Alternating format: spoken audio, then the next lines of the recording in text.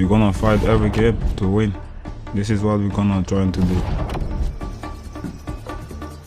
As a young kid, when I started playing football in my country, that was a dream for me to play the World Cup, and today I make it happen. I'm so excited to be there to start playing. I'm happy and proud of me because that was one in the bigger dream. Since I'm young and playing for my country today is a pressure for me, so I'm happy and excited to be in the competition.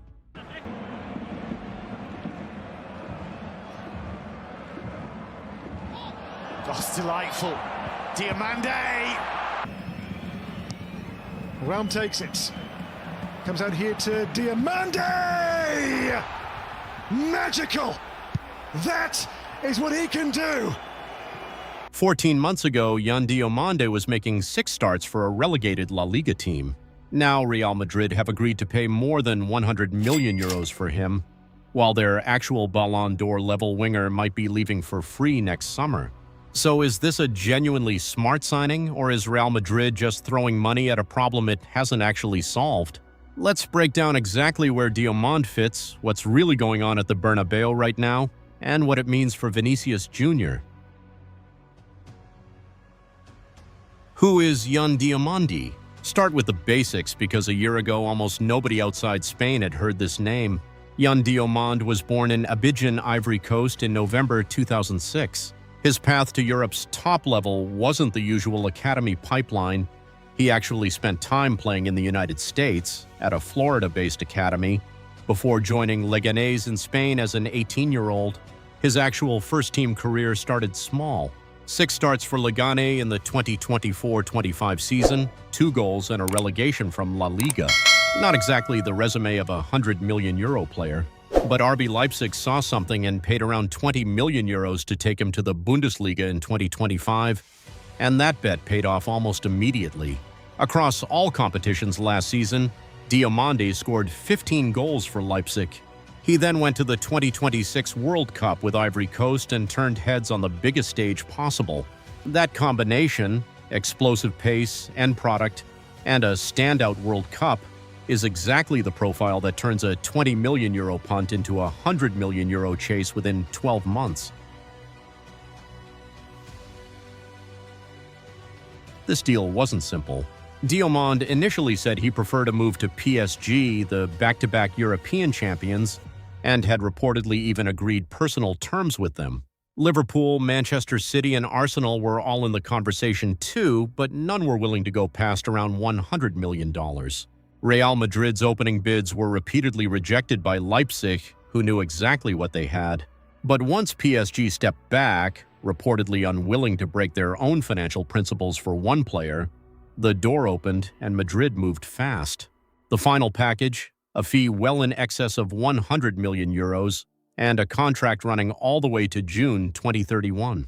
That's a massive financial commitment for a player who barely 2 years ago couldn't hold down a starting spot at a relegation-threatened club. Real Madrid are betting heavily that what they saw at the World Cup is the real level, not a peak.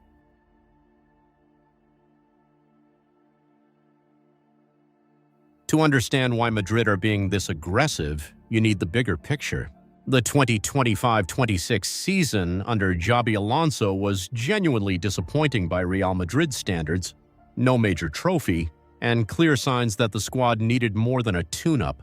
This summer, the club brought back Jose Mourinho as head coach, alongside the re-election of club president Florentino Perez. And this is where it gets interesting. Mourinho reportedly made squad control a condition of his return, something previous coaches, including Ancelotti, had repeatedly asked for and rarely got. Before he was even officially announced, Mourinho was already in meetings identifying transfer targets alongside the club's sporting director and Jorge Mendes. The result is a very different kind of transfer window. Marc Cucurella, Bernardo Silva, Ibrahima Konate, and Denzel Dumfries have all arrived. Experienced, ready-made players with an average age approaching 29. This isn't a squad being built for 2030. It's a win-now rebuild aimed squarely at next season. Diomande, at 19, is actually the outlier in that plan, the one long-term bet in a summer otherwise built around proven quality.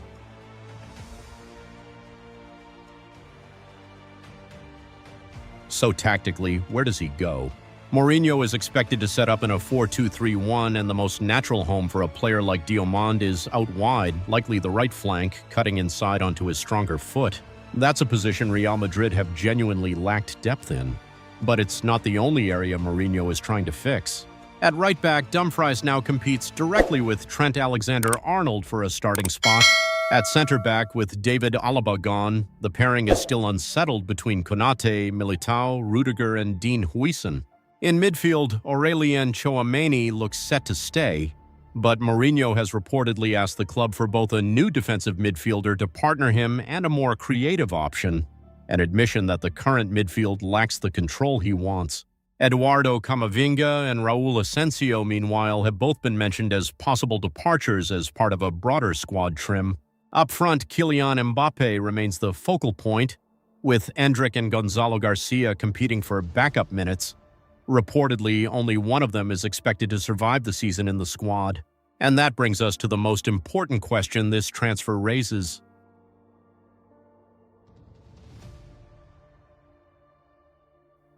Vinicius Jr. has 1 year left on his Real Madrid contract. And this summer, Arsenal have reportedly been exploring exactly what a blockbuster move for him would look like.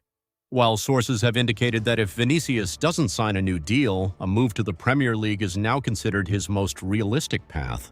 Bringing in a 19-year-old right winger who profiles similarly, fast, direct, comfortable cutting inside, is not a neutral move in that context. Whether intentional or not, Diomande's arrival changes Real Madrid's leverage in any Vinicius negotiation. If Vinicius signs a new deal, Madrid now have 2 elite-wide options instead of 1. If he doesn't, they already have his long-term replacement in the building, a year ahead of schedule. That's ultimately the real story behind this transfer. It's not really a question of whether Yan Diomande is talented enough for Real Madrid. The World Cup performance and the goal return at Leipzig suggest he clearly has the tools. The real question is whether he's walking into a squad that actually has a plan for him, or into the middle of an unresolved power struggle over Real Madrid's most important attacking player. So, is Yan Diomande the right signing for Real Madrid? On pure talent, almost certainly yes. On timing and squad planning, it's far messier than the transfer fee alone suggests. Madrid are simultaneously rebuilding their back line, searching for 2 midfielders, sorting out a striker competition, and now potentially staring down the exit of their best attacker, all under a coach who's only just arrived. Diomande could be the signing that defines Mourinho's second act at the Bernabeu, or he could be the guy who arrived at exactly the wrong moment, in exactly the wrong position, in the middle of exactly the wrong kind of chaos. Let us know what you think in the comments, and if you want the deep dive on Vinicius's next move specifically, that's coming soon.